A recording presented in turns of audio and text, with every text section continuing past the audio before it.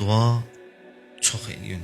Çünki bu gecə yazılacaq hadisələri dəyişməyə qüdrəti olan yeganə şey dualarımızdır. Bizim gələn il bu vaxta qədər başımıza gələcək müqəddəratı dəyişməyə gücü çatan şey duadır. Bax bu gecə eləyəcəyimiz dualar. Sizdən kiçik qardaşınız kimi xahiş edirəm, mənim üçün də bu duanı eləyin. O da budur ki, dua ilə İmam Zaman sənin üçün dua eləsin. Dua ilə İmam Zamanın qunutunda olasan.